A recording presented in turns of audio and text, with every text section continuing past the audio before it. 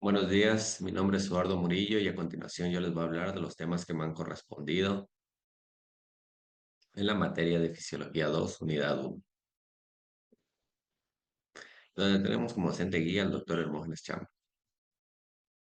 El objetivo de la presentación va a ser explicar los fundamentos fisiológicos de la reproducción animal, relacionar la fisiología con la producción animal eficiente, analizar el desarrollo del aparato reproductor y la gametogénesis, estudiar el desarrollo embrionario testicular y las patologías asociadas.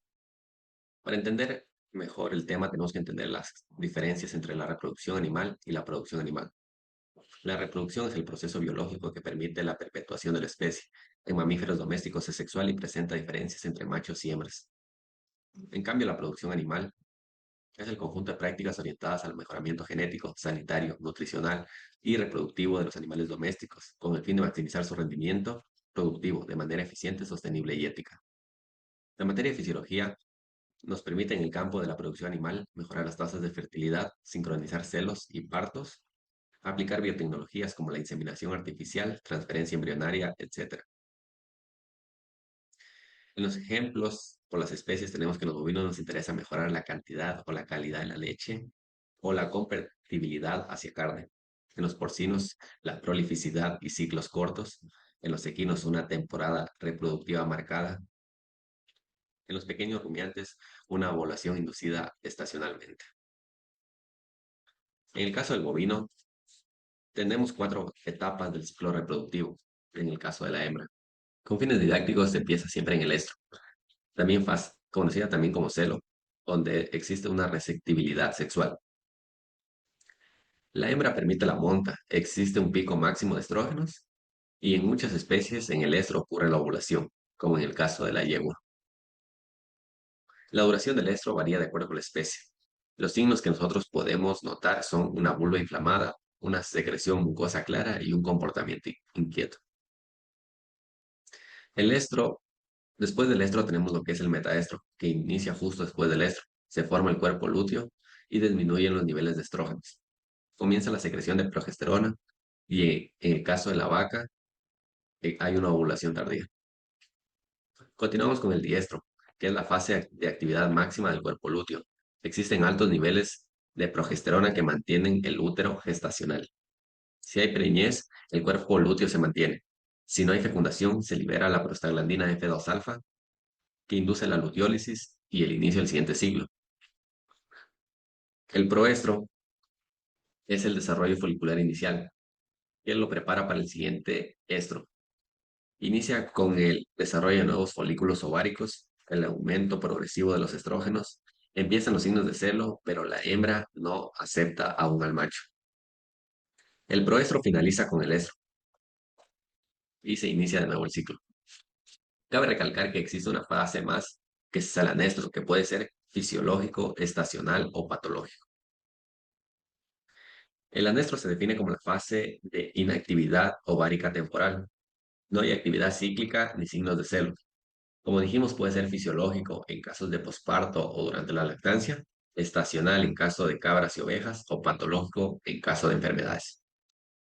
Tenemos en el caso del macho que es similar en la mayoría de las especies, con una producción continua de espermatozoides. La función se encuentra regulada por el eje hipotálamo, hipófisis, gónadas, testículos, donde las protagonistas son la hormona luteinizante que estimula las células de Leydig para la producción de testosterona, la hormona folículo estimulante que estimula las células de Sertoli para la maduración espermática. Cabe recalcar también que los testículos se forman en la cavidad abdominal, pero para ejercer su función necesitan migrar hacia el escroto. Con fines didácticos, la migración testicular se divide en dos, como la fase transabdominal, donde el testículo que se encuentra adherido a la pared abdominal mediante el gobernáculo migra desde el centro del abdomen hacia la pared abdominal, principalmente por el INSL3, andrógenos y AMH. Después, en la fase inguinoescrotal, el testículo continúa su migración desde la pared abdominal hacia el escroto. Aquí cambia el protagonista, que comienzan a ser los andrógenos y el CGRP. También un dato importante es saber es que las gonas se encuentran indiferenciadas hasta la semana 6. En estas semanas, los cromosomas X o Y comienza la determinación sexual. Si es macho, gracias al gen SRI, se atrofian los conductos, por ejemplo, el conducto de Wolff, que es el macho, y el conducto de Müller en la hembra. Finalmente tenemos lo que es la gametogénesis. La gametogénesis es la formación de nuevos gametos. Ovogénesis, que forman óvulos en el caso de la hembra. Espermatogénesis, que forman espermatozoides en el caso del macho. Tanto la ovogénesis como la espermatogénesis empiezan con las células germinales primordiales, que migran desde el saco vitelino hacia la gónada primitiva. Desde las células germinales primordiales hasta el ovocito primario en el caso de la hembra, y desde las células germinales primordiales hasta las espermatogonas diploides en el caso del macho, se la conoce como fase de proliferación debido a las divisiones mitóticas. Continuándose con el ovocito primario, sigue el diplopteno, donde existe la fase de maduración. El ovocito primario adquiere las características necesarias como gránulos corticales, una zona pelúcida definida, y también existe la formación del primer corpúsculo. El ovocito secundario se continúa con la metafase 2, donde se encuentra listo y preparado para la fecundación. En el caso del macho, los espermatocitos primarios se dividen en una división meiótica en espermatocitos secundarios, donde los espermatocitos secundarios, debido a una segunda división meiótica, se convierten en espermátides. Aquí existe una fase más llamada espermiogénesis, donde los espermátides se convierten en espermatozoides que tienen las características morfológicas y funcionales necesarias para realizar su función. Esa ha sido toda mi presentación. Muchas gracias. Hablaremos sobre la diferencia entre madurez sexual y la madurez orgánica en animales, especialmente en bovinos. Aunque a veces ocurre cerca en el tiempo, no son lo mismo, y es importante no confundirlas al momento de decidir si un animal está listo para reproducirse. Aquí tenemos que la madurez sexual es cuando el animal ya puede reproducirse desde el punto de vista fisiológico. En hembras, como por ejemplo las vacas, aparece con el primer celo fértil y ocurre entre los 8 y 18 meses de edad. Aquí los ovarios ya ovulan y el útero responde a hormonas sexuales, pero esto no significa que la vaca ya esté lista para gestar. En cambio, en los machos, por ejemplo los toros, inicia cuando los testículos producen espermatozoides y ocurre la primera eyaculación fértil. Esto suele pasar entre los 9 y 12 meses de edad. Aquí el tamaño testicular ayuda a evaluar, pero no siempre garantiza que el toro esté listo para el servicio. Ya, y continuando con lo que es madurez orgánica, es cuando el animal ha terminado su desarrollo físico y funcional. Aquí en esta etapa el animal sí puede enfrentar procesos exigentes como es la gestación o la producción. Aquí no se debe reproducir al bovino solo porque es sexualmente maduro, ya que si no ha llegado a la madurez orgánica puede afectar su salud y rendimiento. Aquí en la parte inferior vemos el eje hipotálamo-hipófisis-gónadas, que va a regular la madurez sexual. Aquí en las hembras, el hipotálamo estimula la hipófisis, que va a producir hormonas como son FSH y LH, las cuales van a actuar sobre los ovarios. En cambio, en los machos el proceso es similar, pero estas hormonas van a estimular los testículos y van a producir testosterona a través de células especializadas. Continuando, tenemos que el desarrollo folicular se da en distintas fases, que van desde el reposo hasta la ovulación y la formación del cuerpo lúteo. Empezamos con la fase de folículo primordial. Estos son los folículos inmaduros que están en reposo desde el nacimiento. Cada uno va a contener un ovocito, es decir, una célula germinal, que va a estar rodeada por una sola capa de células planas. Luego pasamos al folículo primario. Aquí ocurre un cambio importante. Las células foliculares que antes eran planas ahora se vuelven cúbicas. Además comienza a formarse una estructura importante que es la zona pelúcida, que va a rodear el ovocito y lo va a proteger.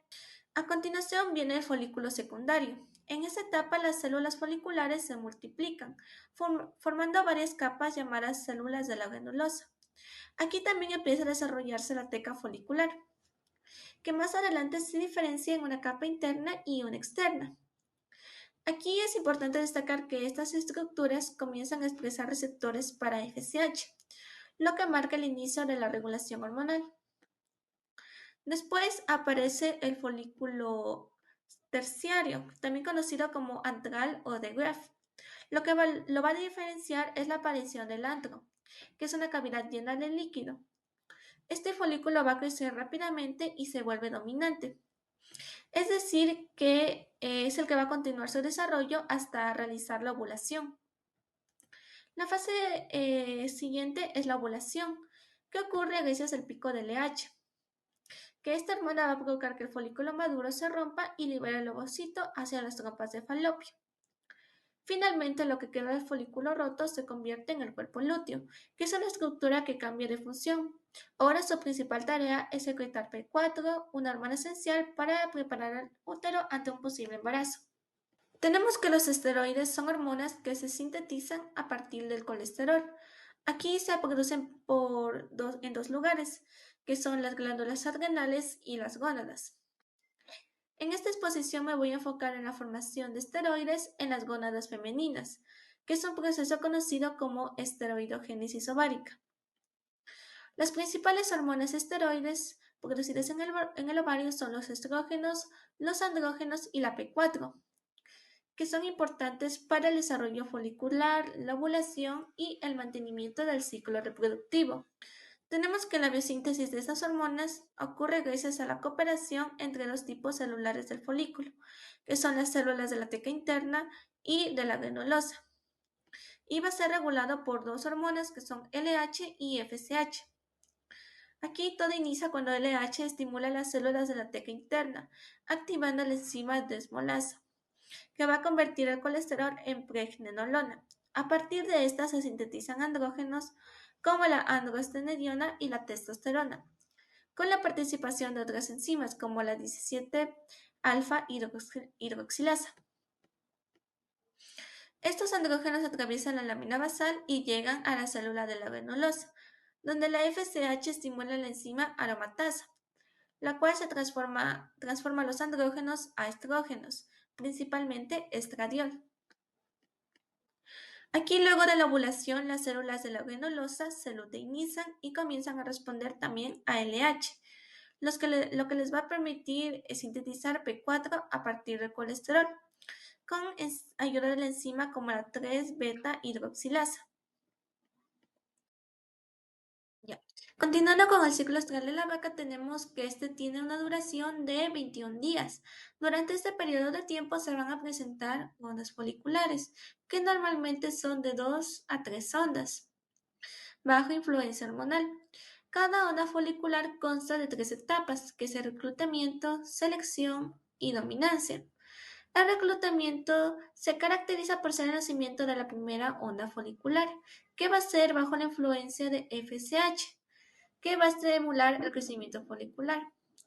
Normalmente van a ser reclutados de 6 a 9 folículos inmaduros, de los cuales uno va a invadir la atresia y se va a convertir en el folículo seleccionado. Este folículo seleccionado evadió la atresia ya que desarrolló receptores específicos de LH, que son importantes para su crecimiento y para realizar la ovulación. Este folículo seleccionado pasa al siguiente estadio de folículo dominante. Sin embargo, este folículo dominante, al encontrarse en la primera onda folicular, no va a poder realizar la ovulación, ya que en la primera onda folicular hay altos niveles de P4. Esta P4, que es producida por el cuerpo lúteo funcional, va a ser un feedback negativo en el hipotálamo, para que no se libere la hormona liberadora de las gonadotrofinas, por lo cual no va a haber ni LH ni FSH, que son importantes para la ovulación, por lo cual este folículo dominante pierde su dominancia y pasa por un proceso de atresia. Debido a esta emergencia folicular nace la segunda onda. Sin embargo, la diferencia entre la primera y segunda onda es que en la segunda el folículo dominante pasa al estadio de folículo preovulatorio y va a realizar la ovulación. Debido a que en el día 15 o 16 las células endometriales van a producir prostaglandina F2-alfa al no haber un reconocimiento materno. Esta prostaglandina F2-alfa va a interactuar con el cuerpo lúteo funcional y se va a dar la luteólisis, que es por inhibición del flujo sanguíneo, y la apoptosis de las células luteínicas. Ya. Por otra parte, tenemos que el pico de LH ocurre justo antes de la ovulación y se produce porque el estradiol generado por el folículo dominante aumenta bastante. Este aumento activa un feedback positivo en el eje hipotálamo hipófisis, lo que va a provocar una descarga masiva de LH. Este pico de LH permite tres cosas importantes, que es la maduración del ovocito, la ruptura del folículo y la formación del cuerpo lúteo funcional. En caso de que no haya preñez, el útero libera prostaglandina F2-alfa en respuesta a la oxitocina, lo que va a destruir el cuerpo lúteo y baja los niveles de P4. Pero si hay preñez, el embrión produce el interferón tauro entre los días 14 y 16. Esta proteína va a bloquear los receptores de oxitocina en el endometrio.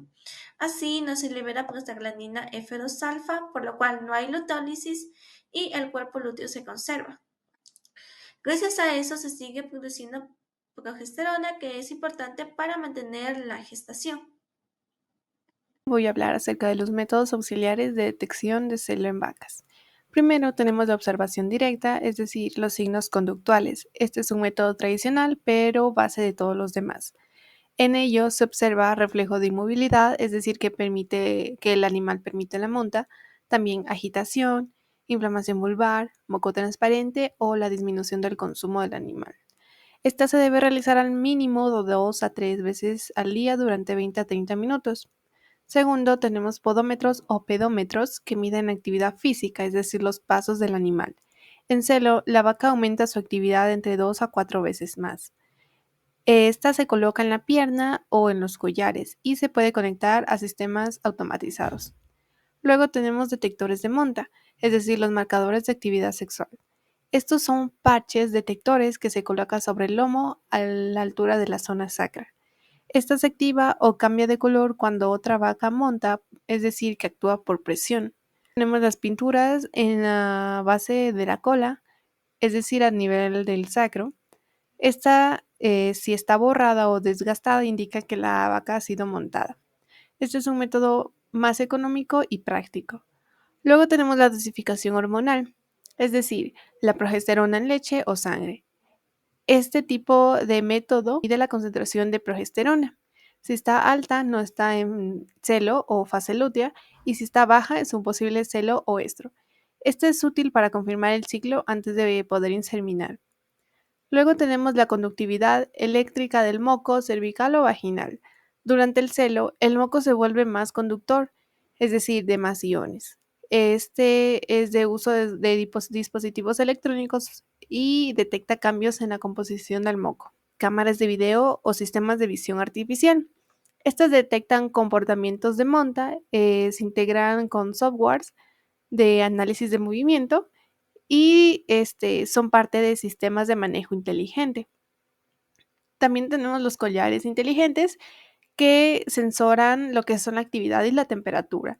Es decir, detectan el temperamento o lo que hace la vaca durante todo el día y los cambios de temperatura corporal. Es decir, también implica la rumia. Ahora vamos a hablar de la línea de tiempo de la productividad y reproductividad de la vaca lechera.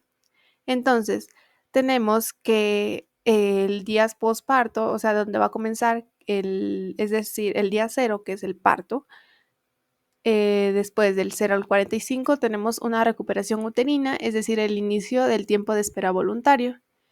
El día 45 al día 60 es el fin del tiempo de espera voluntario. Del 60 al 85 es el primer celo observado y la primera inseminación.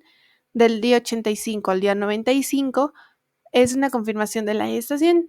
Del día 305 es el fin de la lactancia o un inicio de secado. Y el día 365 es el nuevo parto. Entonces, ¿qué es el tiempo de espera voluntario? Es el periodo posparto en el que no se insemina la vaca, aunque pueda que cicle esta vaca. En este tiempo se espera que el útero involucione completamente, haya una buena condición corporal y se recupere metabólicamente. Este es clave para poder mejorar la tasa de concepción de nuestra vaca en el campo. Entonces también tenemos el tiempo de celo, es decir, el estro, que es el periodo de receptividad sexual en el que la vaca permite la monta. Esta dura en promedio de 12 a 18 horas y es el momento óptimo para poder inseminar. El tiempo de ordeño, las vacas se ordeñan alrededor de 2 a 3 veces al día durante todos los días de lactancia. Cada sesión de ordeño puede durar de alrededor de 5 a 8 minutos por vaca. Esto depende de qué sistema de ordeño maneje cada granja. Entonces, los tiempos tenemos inicio de lactancia, que es justo después del parto. Luego viene el secado, que es aproximadamente de 60 días antes del siguiente parto. Y la duración total de la lactancia, que es de 305 días. En ello también incluye el periodo seco, que son de 60 días. Ahora vamos a hablar acerca de la duración media del ciclo estral de los siguientes animales, de la ovulación, también de la duración del cuerpo lúteo y el primero celo postpartum. Tenemos, en resumiendo todo el cuadro, tenemos que los ciclos similares, es decir, de 21 días, es en la mayoría de especies, exceptuando a la oveja y a los carnívoros, como es el perro y la gata.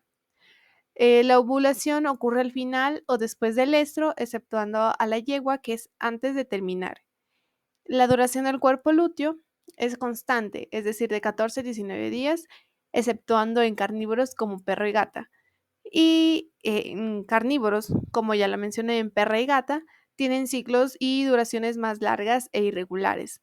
Es decir, que la pubertad ocurre antes en especies pequeñas, como son estos dos animales domésticos. Y muchas gracias. Siguiendo con la exposición, tenemos lo que es la fase folicular. Vamos a ver lo que pasa después de la fase folicular. Después de la fase folicular, se eleva lo que es la LH, se genera un pico y pasa lo que es la fase lútea, que en la fase lútea engloba lo que es el metaestro y el diestro. Cuando se eleva el LH, después de 24 horas, se genera lo que es la ovulación. En el primer día del metaestro, se forma lo que es el cuerpo lúteo que da paso al crecimiento de lo que es la P4, o sea, libera P4. También inhibe lo que es la GnRH. Después en el diestro, en lo que es el día 7, hay un cuerpo lúteo ya maduro, que es un productor de altos niveles de P4, como podemos ver aquí en el diestro se elevan. Y pues los estrógenos se encuentran bajos, igualmente la FSH. Aquí la GnRH igual se encuentra inhibida para que no se presenten pues más ovulaciones. Y el endometrio se prepara para lo que es una fecundación, o sea, la preñez. Y esto se ve favorecido por lo que es la progesterona. También es importante mencionar que en estos ciclos se pueden presentar varias oleadas. También las oleadas dependen de cada especie. Por ejemplo, en la vaca se generan de 2 a 3 oleadas foliculares. Y bueno, después de esto, si en el día 16, pues si no hay un reconocimiento materno de que pues existe un embrión, se va a dar la elevación de lo que es la prostaglandina F2 alfa, que esta de aquí se encarga de destruir lo que son los cuerpos lúteos. En cambio, si detecta que hay un embrión, este pico no se va a generar y pues va a dar paso a las etapas del embrión para después que se dé el parto. Ya. Después de esto, ya se acaba la fase lútea, por lo cual luego los niveles de P4 nuevamente bajan y lo que es la GnRH ya no se encuentra inhibida, por lo cual esta va a dar paso a la siguiente ola folicular.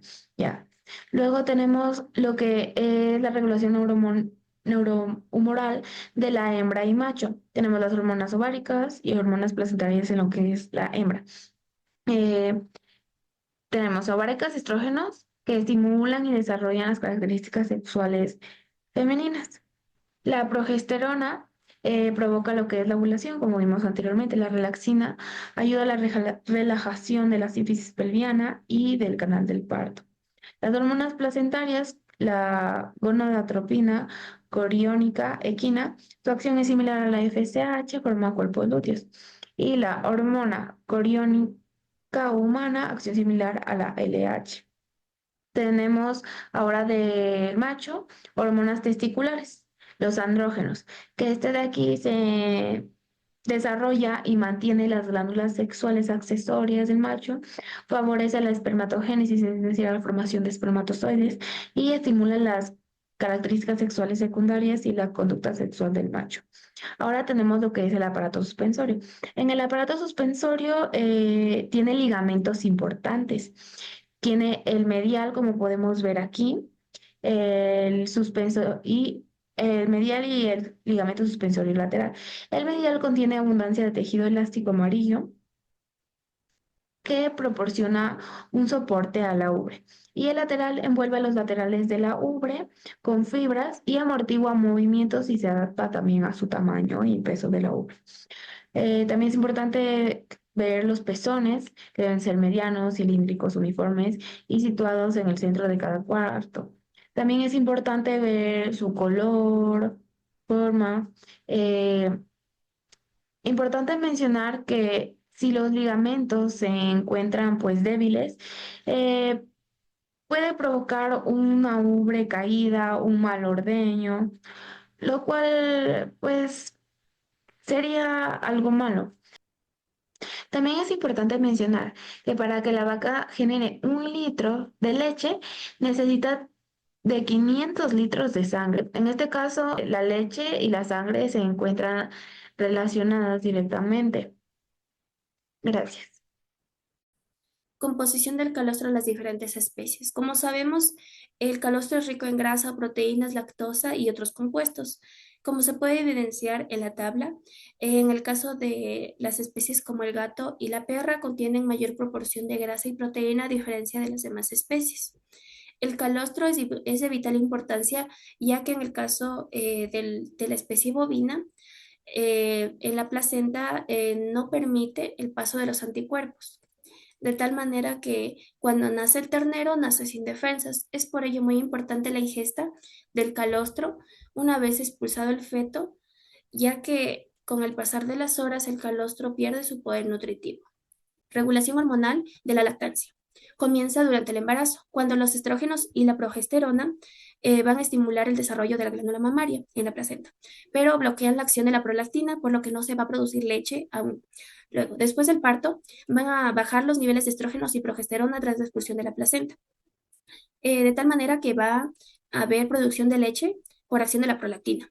Y esto se da especialmente gracias a la succión del ternero, que va a inhibir la dopamina, que esta dopamina es la que inhibe la prolactina. Luego tenemos el reflejo de la eyección, que va a hacer gracias a la succión, que va a estimular la liberación de la oxitocina, que contrae las células de los alvéolos y expulsa la leche hacia el pezón. Se va a producir una retroalimentación positiva, ya que mientras más succión hay, va a haber más prolactina, y mientras más oxitocina, va a haber una mejor eyección de la leche. Ya. Esto es de vital importancia, ya que al momento del ordeño se debe de vaciar por completo la glándula mamaria, ya que si no se la vacía en su totalidad, va a producir enfermedades como la mastitis, que esta es una inflamación de la glándula mamaria causada por la acumulación de la leche, y esto va a hacer que haya una mayor susceptibilidad a que entren bacterias en esa zona y van a alterar su función. Fisiología de la lactancia.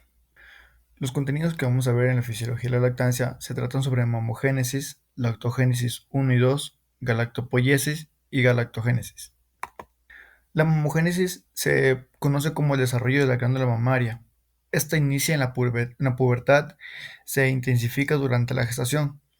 Implica la proliferación de conductos galactóforos, que estos van a ser por los estrógenos, y los alvéolos secretores, que es para progesterona. En especies como las vacas, cerdas y el desarrollo de mamario es más extenso al final de la gestación. Las hormonas involucradas en esta etapa son los estrógenos, la progesterona, la prolactina, la somatotropina bovino, y la insulina y el cortisol. Lactogénesis 1. También se la conoce como síntesis del parto ocurre en la última fase de la gestación, donde las células alveolares comienzan a sintetizar componentes lácteos, como la caseína, lactosa y grasas. En esta fase se forma el calostro en vacas, perras, gatas, etc. Esta está inhibida en parte por altos niveles de progesterona. Galactogénesis 2. Esta también se la conoce como inicio de secreción láctea activa. Esta comienza tras el parto entre 12 y 72 horas posparto en vacas y entre 1 y 3 días en perras. Se trata de la disminución de progesterona y aumento de la prolactina, que esas desencadenan la secreción activa de la leche. También influye la oxitocina, la cual provoca la contracción de las células mioepiteliales, la cual induce a la expulsión de la leche. Un ejemplo, tenemos que en bovinos la subida de la leche ocurre 2 días posparto y en caninas la producción de leche inicia incluso antes del parto si hay estimulación de las crías.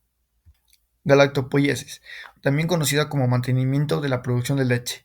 Esta depende del reflejo de succión o del ordeño, lo que mantiene la liberación de la prolactina y la oxitocina. El FIL, o también conocido como factor inhibidor de la lactancia, regula la producción según el vaciamiento de la ubre. En vacas el ordeño regula y evita la acumulación de leche y supresión de la producción. Las hormonas claves en esta etapa son la prolactina, la oxitocina y la GH. En rumiantes, la T3 y T4. La galactopoiesis, también conocida como reinducción de la lactancia, es la reactivación de la lactancia en animales donde se han detenido o incluso sin gestación previa. Puede lograrse mediante hacer una estimulación mecánica constante, administración de hormonas como la prolactina, estrógenos, progesterona y corticoides. Eso es bastante utilizado en programas de adopción de crías huérfanas o en inducción de lactancia en ganado lechero. Bueno, ahora yo le voy a hablar acerca de lo que es la clasificación de las glándulas mamarias y la gestación. Empezando por las glándulas mamarias, que estos son órganos especializados en producir y secretar la leche, con la finalidad de poder alimentar así a sus crías. Tenemos tres etapas del desarrollo de las glándulas mamarias, la cual tenemos que es durante la pubertad. Durante la pubertad lo que ocurre es que las mamas crecen por estímulo de dos hormonas, en este caso los estrógenos y la progesterona, pero aún no tienen la capacidad o aún no pueden producir leche. Ahora, durante la gestación actúan hormonas como lo son la prolactina, otra vez la progesterona y los estrógenos, que estos lo que hacen es estimular el desarrollo completo de los alveolos y de los conductos, para que posteriormente, después del parto, exista una caída brusca de la progesterona y de esta manera la prolactina active la producción de la leche. Es decir, las hormonas que se involucran en las glándulas mamarias tenemos la prolactina, que como dijimos, esta es la que hace que se produzca la leche. La oxitocina, que esta es la que hace que permitamos o que se permita la eyección o la expulsión de la leche. Y los estrógenos y la progesterona, estos lo que hacen es preparar el tejido mamario durante el embarazo, durante la gestación, para que posteriormente, después del parto, puedan producir la leche. Como se lo mencionó durante la pubertad y durante la gestación, hacen el crecimiento de las mamas, hacen que se estimulen por completo el desarrollo de los conductos y de los alveolos, para que en el parto se pueda producir la leche. Ahora, las glándulas mamarias se dividen en tres zonas: la zona torácica, la zona inguinal y la zona abdominal. Por ejemplo, en la vaca tenemos que esta tiene un total de cuatro pezones. Estos cuatro pezones se van a encontrar en la zona inguinal. En la cabra, la oveja y la yegua tienen un total de dos pezones y se van a encontrar solo en la zona inguinal. Mientras que en la cerda tenemos ya pezones que se encuentran en las tres zonas. La cerda tiene un total de 10 a 14 pezones, aunque incluso hay cerdas que pueden llegar a tener de 16 a 18, dependiendo de la raza, en donde se encuentran distribuidos de 4 a 6 en la zona torácica, de 4 a 6 en la zona abdominal y de 2 a 4 en la zona inguinal. Mientras que en la canina y en la felina tenemos en la zona torácica de 2 a 4 pezones, en la zona abdominal de 2 a 4 pezones y en la zona inguinal 2 pezones, teniendo un total así en la perra de 8 a 10 pezones y en la gata de 8 pezones. Mientras que en los humanos Las mujeres tienen solo dos pezones que se encuentran localizados en la zona torácica. Ahora, la estructura de las glándulas mamarias tenemos de manera interna lo que se mencionó anteriormente, los conductos y los alvéolos. Este es un tejido glandular que son lóbulos formados por lobulillos en agrupaciones de los alvéolos. Estos lo que hacen es producir la leche para que luego sean recolectadas en los conductos colectores y ser llevados a una cisterna glandular. Es en donde se va a almacenar toda la leche de esta glándula. Recordando que en los bovinos la glándula mamaria se divide en cuatro compartimentos, teniendo así cuatro cisternas glandulares, cuatro pezones. Y bueno, luego de la cisterna glandular tenemos lo que es la cisterna del anillo, en donde por aquí va a pasar para posteriormente a almacenarse en lo que es la cisterna del pezón, para luego poder esta leche ser expulsada por medio de el canal del pezón y el esfínter del pezón. Ahora, si vemos un poco más las estructuras internas de estos alveolos que tenemos aquí, tenemos que de dentro hacia afuera tenemos primero el lumen alveolar con la leche. Es decir, cada uno de estos alveolos va a producir la leche. Y luego tenemos lo que es la monocapa de células epiteliales secretoras de leche. Luego continuamos con la monocapa de células miepiteliales, que estas son sensibles a la oxitocina. Y por último, el capilar sanguíneo. Ahora, la capacidad de producción de leche en bovinos, nos vamos a enfocar un poco más en esta especie en bovinos. Tenemos que los bovinos se dividen tanto en Bos taurus como en Bos indicus. ¿Cuál es la diferencia de estas dos? Es que Bos taurus es especializada en la producción de leche, mientras que Bos indicus es especializada en la producción de carne, aunque también hay especies que son de doble propósito, pero al ser una raza, como por ejemplo tenemos aquí la Jersey, tenemos la Holstein y tenemos la Pardo suizo, que son especializadas solo en la producción de leche, podemos ver de manera que su glándula mamaria es de un tamaño muy grande, por decir así, porque ya vamos a ver más adelante la diferencia con las Bos indicus, que es la glándula mamaria más pequeña. Teniendo así que estas razas de ganado pueden llegar a producir de 25 a 45 litros de leche al día, llegando incluso razas como la Holstein que pueden llegar a producir hasta 60 litros de leche al día. Por otro lado, como dijimos anteriormente, los Bos indicus, que son especializadas en la producción de carne, aquí se puede ver de manera rápida el tamaño de la glándula mamaria, que a diferencia con las anteriores es mucho más pequeña, lo cual hace que se reduzca su capacidad de producción, teniendo una capacidad de 8 a 18 litros de leche al día aproximadamente. Esta leche está más que todo destinada a lo que es la alimentación del ternero. Ahora, las pezones por especies, bueno, aquí es una imagen que nos representa, aunque anteriormente ya mencionamos las zonas en donde se encuentran. Por ejemplo, aquí en la porcina podemos ver que tenemos la zona torácica, la zona abdominal y la zona inguinal, al igual que en la canina y en la felina, mientras que en la yegua y en la bovina tenemos en la zona inguinal.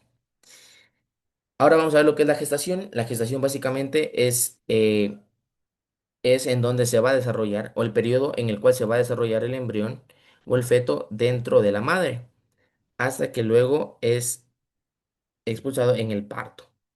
Las hormonas que intervienen en la gestación, tenemos primero la progesterona.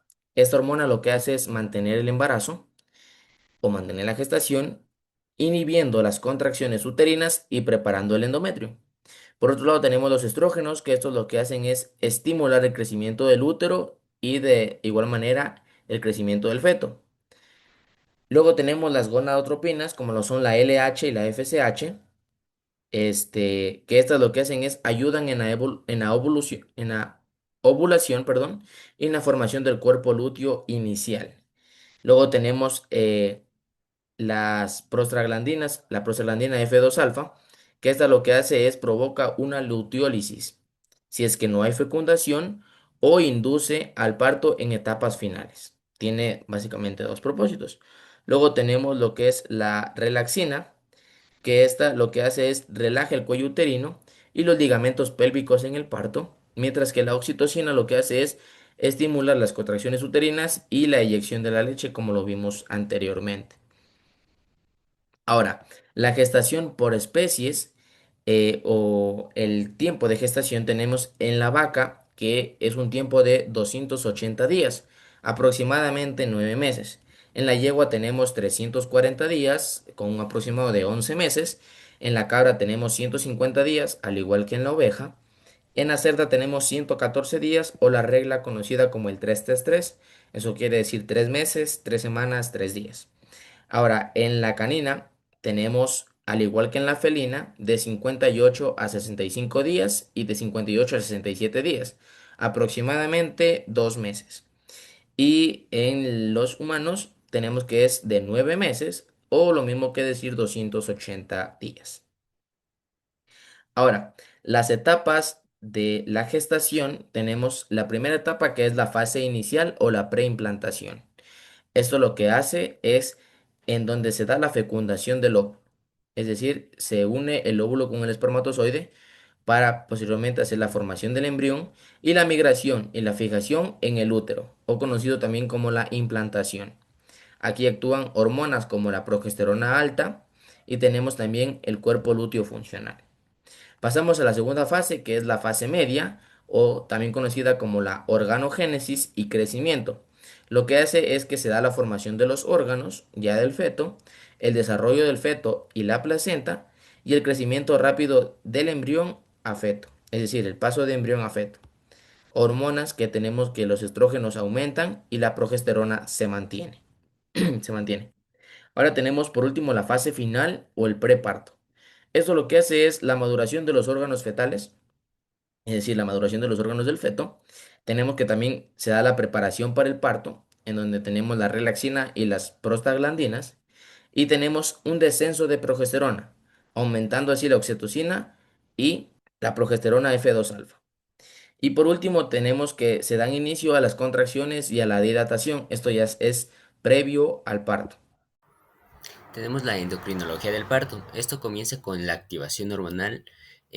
Aquí el parto comienza cuando el feto alcanza la madurez, especialmente a nivel pulmonar. El hipotálamo del feto libera hormona liberadora de corticotropina que estimula la glándula hipófisis del feto a producir la hormona adenocorticotropa. Esta hormona activa a las glándulas suprarrenales del feto que secreten cortisol. El cortisol acelera la maduración pulmonar y actúa sobre la placenta, disminuyendo la producción de progesterona y aumentando la síntesis de estrógenos. Tenemos que el mecanismo del parto va a ser que el descenso de progesterona y el aumento de estrógenos sensibilizan al útero y aumentan los receptores de oxitocina. La glándula hipófisis de la madre libera oxitocina que provoca contracciones uterinas y estimula la producción de prostaglandinas tipo F2 alfa y tipo E2, que fortalecen las contracciones y maduran el cuello del útero. Tenemos la expulsión de la placenta, que aquí pues después del nacimiento de las contracciones uterinas continúan por acción de la oxitocina y las prostaglandinas tipo F2 alfa. Tenemos que esas contracciones van a permitir que la placenta se desprenda del endometrio uterino y sea expulsada a través del canal vaginal. Este proceso es fundamental para cerrar los vasos sanguíneos y prevenir hemorragias, y la expulsión de la placenta va a marcar por completo el final del parto. Tenemos los signos del parto. Los cambios hormonales provocan signos visibles en la madre. Pueden ser inquietud, aislamiento, disminución del apetito, descenso de la temperatura corporal, relajación de los ligamentos pélvicos, hinchazón vulvar y secreciones mucosas vaginales.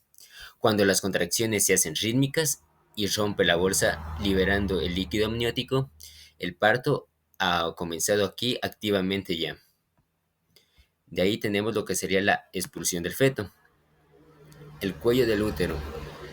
El cuello del útero completamente dilatado permite el paso del feto, las contracciones intensas y coordinadas facilitadas por la oxitocina y las prostaglandinas F2 alfa y tipo E2, junto a los pujos abdominales de la madre, impulsan al feto a través del canal del parto y la cabeza hace presión sobre el cuello uterino, activando lo que sería el reflejo neuroendocrino de Ferguson, que provoca la liberación continua de oxitocina, aumentando la fuerza y frecuencia de las contracciones hasta la expulsión completa del feto. Mecanismo endocrino del parto.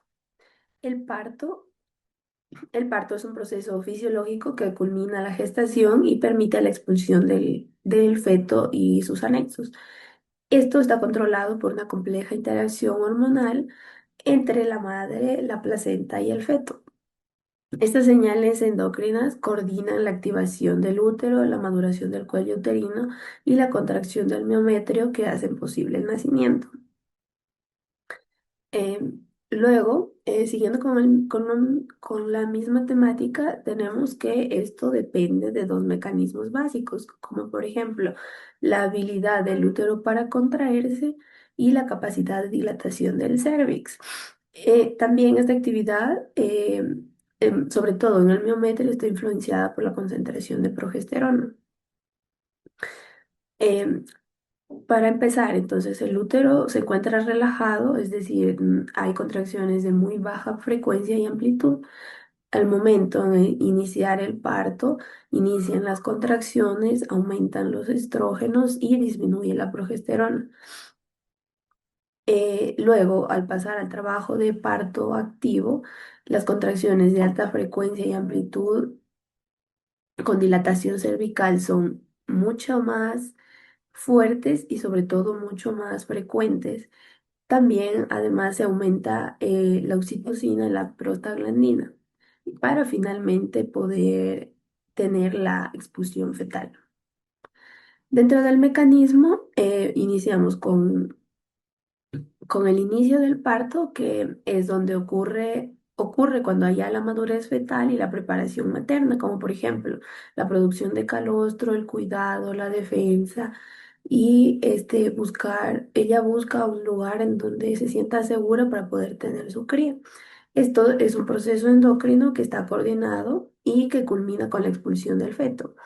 Luego, la maduración fetal. El feto inicia el parto, posiblemente primeramente por el desarrollo del sistema neuroendocrino fetal, especialmente en el núcleo paraventricular y también por estímulos que, por ejemplo, existe el estrés fetal, las hormonas placentarias, los gases, la glucosa y la presión.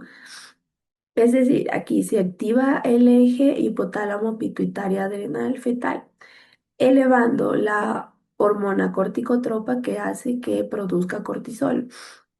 También aquí existe la producción de estrógenos y progesterona, que, bueno, la progesterona durante la gestación es la que mantiene al útero relajado. O también se conoce esto como quiescencia. Al final, se elevan los estrógenos que hacen que activen las contracciones uterinas y los estrógenos también forman el gap conjunctions, que vienen aquí a ser las conexinas, que son las que permiten las contracciones coordinadas. También aquí tenemos el rol de la relaxina. Aquí hablamos del rol de la relaxina, que es decir, que es una hormona que la produce el cuerpo lúteo y relaja la sínfisis púbica y los ligamentos pélvicos. Aquí en cerdas también relaja la cervix, el miometrio y la glándula mamaria. Esta relaxina es la que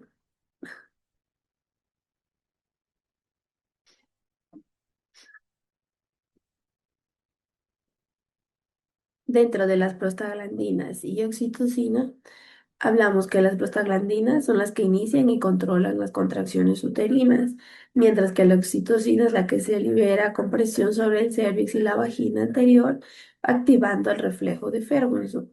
Esta, si bien no inicia el parto, es la que amplifica las contracciones finales, dando así que el feto pueda salir de su madre.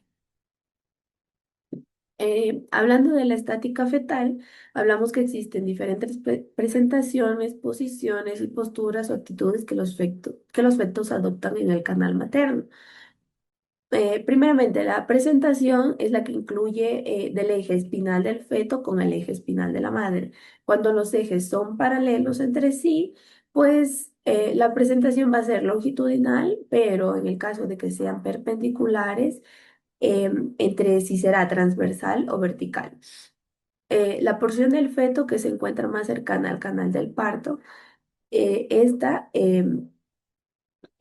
se encuentra en presentación longitudinal, podría ser bien anterior o posterior, y en presentación transversal, que podría ser ventral o dorsal.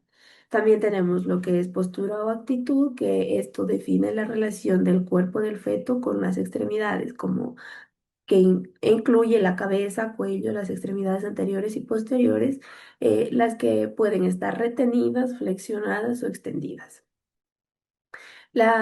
Hablando de condiciones fisiológicas, la estática fetal normal al momento del parto debería de ser presentación longitudinal anterior, posición dorsosacra y con una actitud de cabeza y miembros extendidos, como se muestra en la imagen. Luego tenemos el mecanismo hormonal de inicio del parto por especie. Si bien es cierto, no todas las especies tienen un mismo mecanismo. Por ejemplo, en el caso de los bovinos, incrementa la concentración de cortisol fetal, lo que provoca el aumento de prostaglandines, causando la tisis del cuerpo lúteo. A diferencia del equino, que es donde actúa la oxitocina, que hace que aumente la etapa final de la gestación y aumenta también la prostaglandina, que estas son las que permiten la expulsión del feto. En los porcinos, un incremento en la concentración de estrógenos causa la retroalimentación positiva en el axis dreno-hipofisiario, que a su vez también aumenta la liberación de oxitocina y prostaglandina, que causa la lisis del cuerpo lúteo. En el caso de los ovinos y caprinos, hablamos de que el cortisol fetal es el que actúa sobre la placenta e induce esta a la concentración de progesterona y también incrementa los niveles de estrógenos.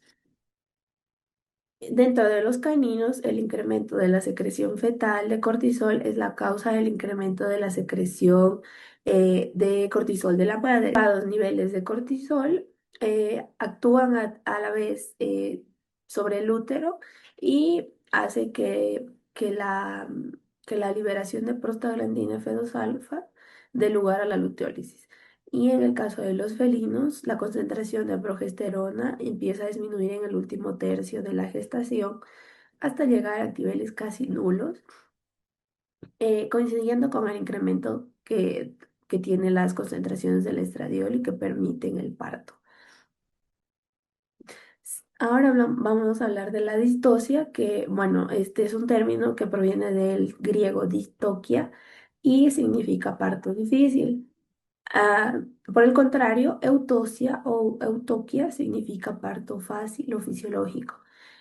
En este caso, como vamos a hablar de parto distóxico, este bien puede ser producido por diferentes causas eh, que se las agrupa en dos: causas mediatas y causas inmediatas. Las causas mediatas de la distocia son causas básicas o, como su nombre lo dice, mediatas en gran parte, que pueden prevenirse y en algunos casos hasta eliminarse. Por ejemplo, las causas mediatas de la distocia tenemos nutricionales y de manejo, como por ejemplo vaquillas subdesarrolladas que no han alcanzado la madurez sexual debido a la mala nutrición o que han sido expuestas muy jóvenes. También tenemos causas traumáticas que, bueno, esto son fracturas en los huesos del canal pélvico o la formación de exostosis. También existen causas infecciosas que hablamos de la inercia uterina por infecciones en útero grávido. Y también tenemos las hereditarias, que bien puede ser de la madre, como una hernia, una doble cervix, una hipoplasia vaginal o vulvar.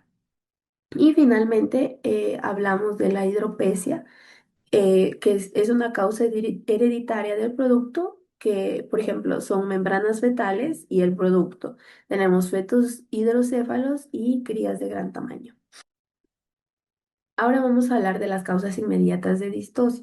Las causas inmediatas de distocia, estas se presentan al momento del parto, es decir, cuando ya se lleva a cabo el servicio, o sea, no se conoce la presencia de algún factor que pueda producir una distocia hasta el momento en el que ocurre el parto. Por ejemplo, tenemos causas inmediatas de distocia maternas, que puede ser la falta de dilatación del cérvix, tumores en el canal pélvico o la inercia uterina primaria. Y tenemos causas fetales, que puede ser falla en la presentación, posición y actitud del feto, la desproporción fetopélvica y anormalidades fetales. Tenemos maniobras obstétricas para resolver un parto distóxico.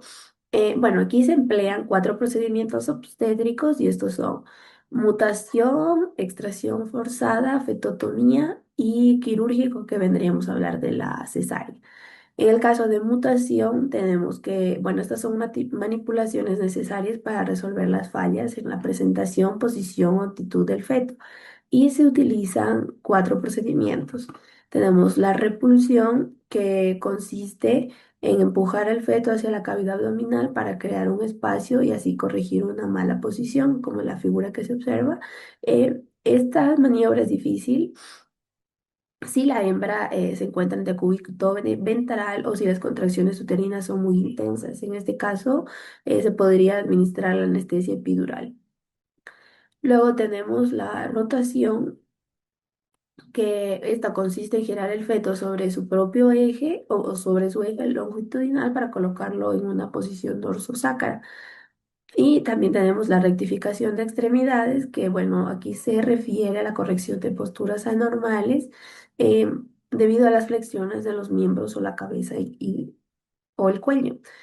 Esto, bueno, aquí, si bien es importante que en estos casos la repulsión del feto hacia la cavidad abdominal facilitará mucho el procedimiento, ya que será difícil corregir una flexión de cualquier miembro dentro del canal pélvico.